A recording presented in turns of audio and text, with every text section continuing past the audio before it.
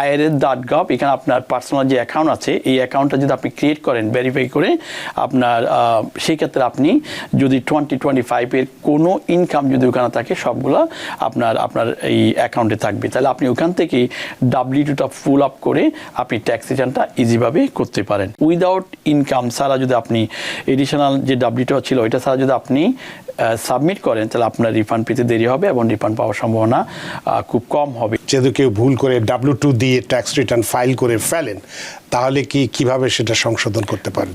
যদি আপনি দুইটা W2-র মধ্যে হয়তো একটা দিয়ে সাবমিট করলেন আর একটা মিসিং হলো, তাহলে সেই ক্ষেত্রে IRS এর রেকর্ডে দেখবে ওরা যখন রিটার্নটা প্রসিড করতে যায় তখন দেখা যাচ্ছে ওর সোর্সিংয়ের আন্ডারে আরও ইনকাম আছে, তাহলে এটা ম্যাচ করতেছে না, সেক্ষেত্রে ওনার রিফান্ডটা হোল্ড করবে। ট্যাক্স ডিডাকশন এবং ক্রেডিটগুলো এটার আগে একটু জানতে চাইবো W2-র বিষয়টা, যে অনেকেই আমরা কাজ করছি W2-তে কিন্তু দেখা যাচ্ছে যে W2 ঠিক মতো পাচ্ছি না বা খুঁজে দেখছি যে আমার কোম্পানি নাই, সেক্ষেত্রে আমি রিটার্নটা কিভাবে দাখিল করবো এটা ব্যাপারে যদি একটু যে আমরা এখন অনেকেই দেখতে পাচ্ছি যে অনেক বিজনেস আছে যেগুলো আপনার ব্যাংকরাপসি করেছে কিংবা তারা W2 ফাইল করেছে কি করেন আপনার জানেন না, মিডল অফ দ্য ইয়ার এসে আপনার কোম্পানি মানে ব্যানিশ হয়ে গেছে, এখানে আপনি কমিউনিকেশন করার কোনো অপশান পাচ্ছেন না।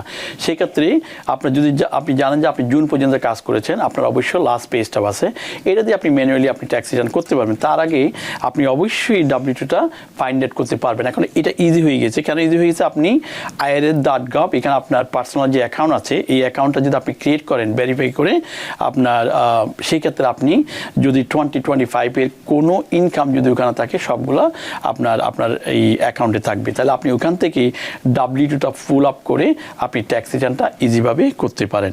সো আমার মনে হয় আপনারা অবশ্যই যারা W2 পান নাই তারা প্রায় সময় অনেক সময় ওয়েট না করে আপনি অবশ্যই অ্যাকাউন্ট ক্রিয়েট করে দেন আপনি ওখান থেকে W2 ফুল আপ করে, এরপরে যদি না হয় আপনি লাস্ট মিনিট পর্যন্ত ওয়েট করবেন এপ্রিল 15 তারিখ পর্যন্ত।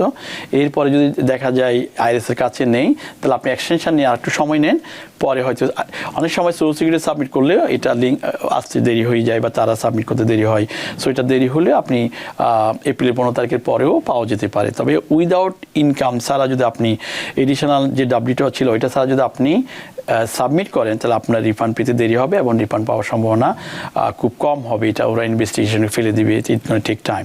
সো আমার সাজেশন হচ্ছে আপনি ডেফিনেটলি আপনি অ্যাকাউন্ট ক্রিয়েট করে W2 ফিল আপ করবেন।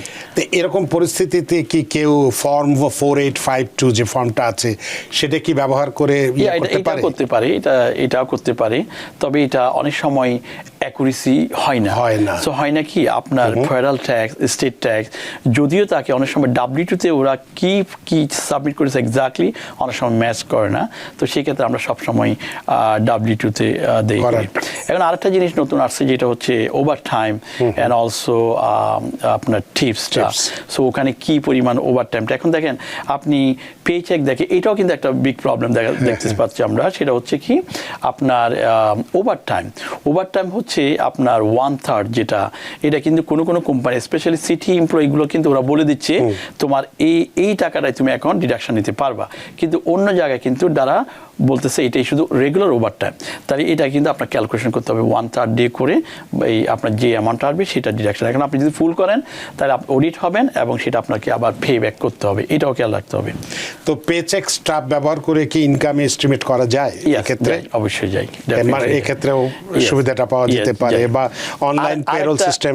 এটা একটা সুবিধা। আরেকটা হচ্ছে যে লাস্ট ইয়ারে যদি আপনার ওই সেম কোম্পানি থাকে এটা আরেকটু ইজি হয়, তাহলে EI নাম্বারটা সেট আপ থাকে, EI নাম্বারটা দিয়ে আপনার লাস্ট পে স্টাফ দিয়ে ক্যালকুলেশন করে এটা সাবমিট করা যায়, এটা হয়।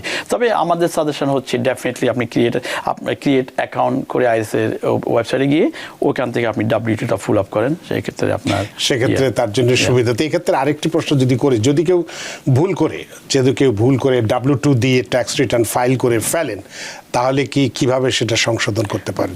ভুল করে W2 দিয়ে ট্যাক্স রিটার্ন যদি ফাইল করে W2 মিসিং হোক বা নেই অথচ করেছে, মিনিং দ্যাট সো যদি আপনি দুইটা W2-র মধ্যে হয়তো একটা দিয়ে সাবমিট করলেন আর একটা মিসিং হলো, তাহলে সেই ক্ষেত্রে IRS এর রেকর্ডে দেখবে ওরা যখন রিটার্নটা প্রসিড করতে যায় তখন দেখা যাচ্ছে ওর সোর্সিংয়ের আন্ডারে আরও ইনকাম আছে, তাহলে এটা ম্যাচ করতেছে না, সেক্ষেত্রে ওনার রিফান্ডটা হোল্ড করবে।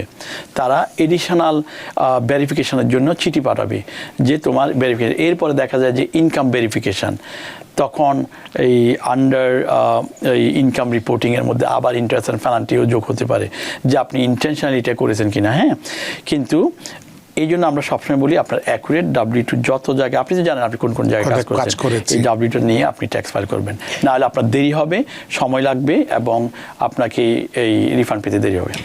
বিষয়টি যেহেতু একটু জটিল এবং ডেলিকেট বিষয়, সেক্ষেত্রে সর্বশেষ আপনি দর্শকদের জন্য যে আপনার গুরুত্বপূর্ণ পরামর্শ কি হতে পারে, যে W2 ঝামেলা এড়াতে গিয়ে যাদের জন্য, যারা তাদের জন্য কি করা উচিত? না দেখেন, আপনার আগে ছিল কিন্তু অনেকভাবে IRS এর কাছে মনে করেন ওদের কাছে মানে ফিজিক্যালি ভিজিট করতে হতো, তারপর বলে আমার আন্ডারে কি কি W2 আছে পিন করো, অনেক সময় লাগতো। এখন কিন্তু আপনি ডাইরেক্টলি যে কোনো, আপনি নিজেও পারেন অথবা আপনি ট্যাক্স প্র্যাকটিশনারের নিয়ে সহযোগিতা নিয়ে আপনি IRS.gov ক্রিয়েট অ্যান অ্যাকাউন্ট, ওখানে ID.me, ওখানে গিয়ে ভেরিফিকেশন করে আপনি অ্যাকাউন্ট খুললেন। এখানে সব ধরনের জিনিসগুলো, even this not only W2, আপনার এই সোশ্যাল সিকিউরিটি আর কি কি ইনকাম আছে সেটা আপনি বের করতে পারতেছেন। অনেক সময় দেখেন এই W2 আপনার এই যে ব্যাংকে যারা আপনার সেভিং অ্যাকাউন্টে মানি আছে, তাদের যে ইন্টারেস্ট লাস্টে $10 নিচে হলে কিন্তু সেটা থাকে না, রিপোর্ট হয় না, কিন্তু ওদের রিপোর্টে আছে, ওটা কিন্তু অনেক সময় থেকে যায়। ডিভিডেন্ড, ইন্টারেস্ট এগুলো পাওয়া যায়, আপনার ইনকাম কি, এক্সপেন্স কি, 1090 সবই পাওয়া যায়। এটা আপনার ইজি হয়, তা আমি সাজেস্ট করবো আপনি অ্যাকাউন্ট ক্রিয়েট করে এটা। অনেক ধন্যবাদ। সুপ্রিয় দর্শক, যাদের W2 নেই বা পাচ্ছেন না তাদের কি করণীয় সে বিষয়টি নিয়ে আমরা বিস্তারিত কথা বলেছি। সুতরাং এটা নিয়ে অনেক বিকল্প রাস্তা যেহেতু আছে, সুতরাং সেগুলো ব্যবহার করে আপনার ট্যাক্স ফাইলটা নির্ধারিত সময় করুন, সেটাই বুদ্ধিমানের কাজ হবে।